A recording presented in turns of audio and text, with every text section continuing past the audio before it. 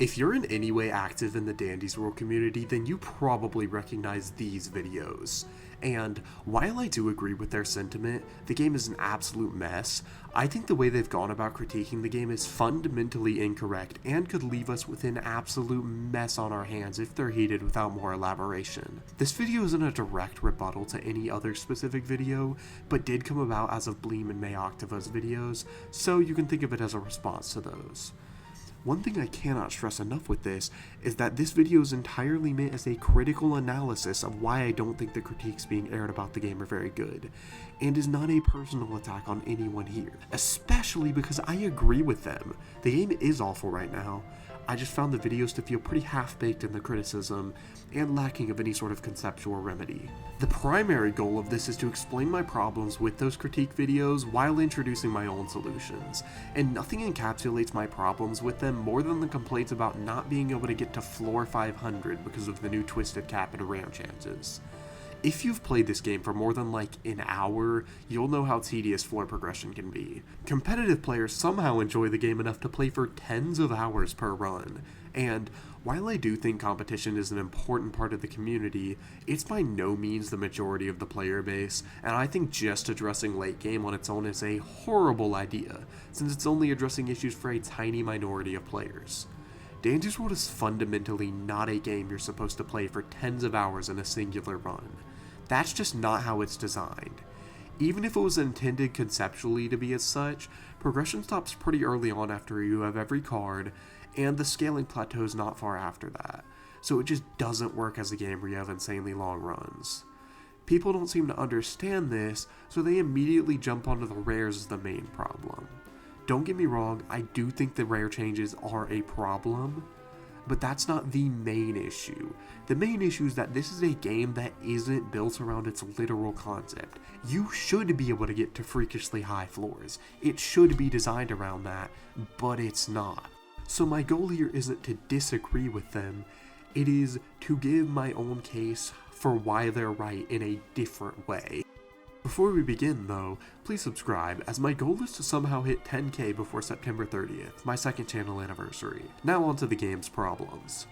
Dandy's World has a lot of problems, one of them being just how easy it is. So, honestly, I find it strange that the specific point being brought up repeatedly is seemingly difficulty, because unless you're distracting, the game really isn't difficult. On later floors, sure, your chances of dying are higher, but that's more so because of unfair feeling threats like grabbers and the extensive amount of time you'll spend on them. So it feels more like tedium or an artificial difficulty than anything truly compelling to play. Like, say, Dead Cells, where you gradually fight more interesting and harder enemies, where it actually feels fair when you lose. Even when you're distracting, which is the most skill-based thing in the game in my opinion, the game doesn't truly scale in difficulty after you've got, like, Pebble on your floor, since he's the plateau for chasing threats. Double Pebble was nice to have for that reason. Obviously grabbers still exist, but like I said previously, I don't like grabbers and don't think they're well designed. I don't think just changing the rarities back to their previous count would be a permanent fix though, since the system was fundamentally broken even back then. So what would help? Well, for starters, fixing the machine count. 20 machines is just bar none too much. It'd be appropriate to max it out at like 8 or 10 or maybe 12 at the max. This game has always struggled with absurd pacing issues, but it's just exacerbated when you get to the highest floors in the game. Getting more machines on a floor isn't actually competent design, it just makes it longer and more tedious instead of actually difficult. I think at least conceptually, upping the rare count early on could have been a good idea.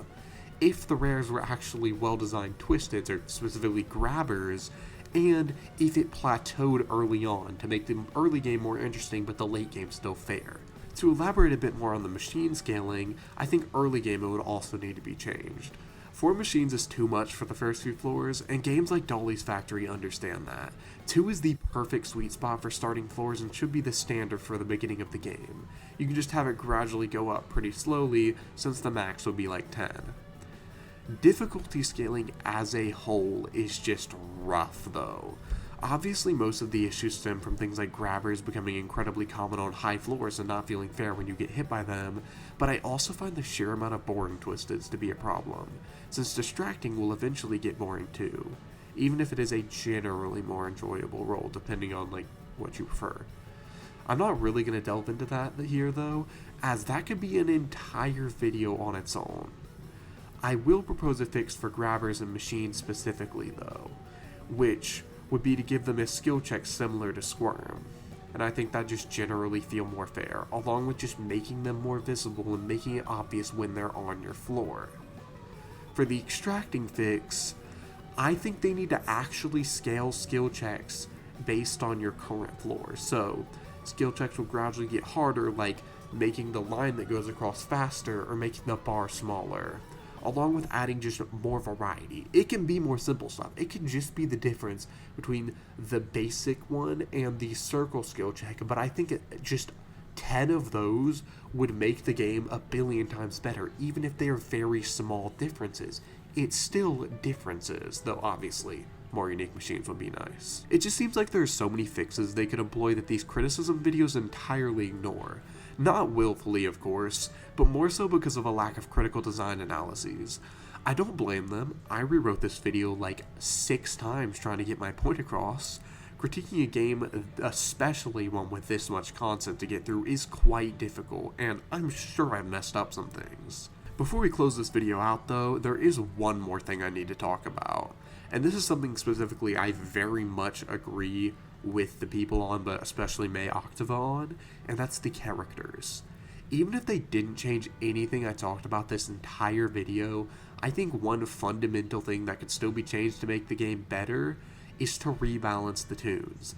The fact that pebble comps are the only thing viable post floor 100 now is straight up boring, and immediately removing the rare chance change would fix that, though obviously I'd prefer the other changes. And I think other distractors should just be able to get that far. Not just distractors though. And this ties into the overall progression of the game, but most tunes are just used as stepping stones for others and are inherently weaker. Brightening is just a worse V. Like, what? Roguelikes are about starting out with a weak character and getting stronger and trying new things each run. Dante's World pretty much forcing you to use meta tunes to enjoy the game is not good roguelike design and goes against the core of character building that this genre was literally built on. Unfortunately, I don't really have the time to go and list all of the problems with each tune individually and how I'd fix them, but my friend Muffin Thief does have a video talking about reworking the tunes, and another one specifically about scraps, so I'd implore you to watch her videos if you want something more specifically about the character balancing. Overall, while I do agree, this game has many issues, especially with balancing, I don't think the original videos go far enough to address how or why this is happening, which can be harmful if Plush Crunch just changes the surface level things and then quits listening to us, as they usually do, because this cycle will just happen. People will complain like crazy, it gets fixed, and they're like, it's the greatest game ever, even though they do not fix the fundament. That is like the reason I'm making this video. Okay, back to what I was saying before. I think the complaint that they're not releasing updates is completely valid, because even under the impression they're working on a recode, they could have still gotten a little bit of updates out, because we got the Halloween update during the recode. The second one, not the first one. The first one got postponed because of the recode first starting. So they could have added real substantial content. You guys know how I feel about events if you've seen my last video, so I just think it was an awful idea to focus on an event instead of real content. I'm sure I didn't get everything addressed in this video, but I wanted to stick to the core components of these videos that I fundamentally think misunderstand the design flaws of the game. Mostly just the implication that the game is boring because of issues with competitive play, which just ignores these design flaws that the game has. So, feel free to leave your thoughts, negative or positive, in the comments, and if you enjoyed, please like, subscribe, and join my Discord.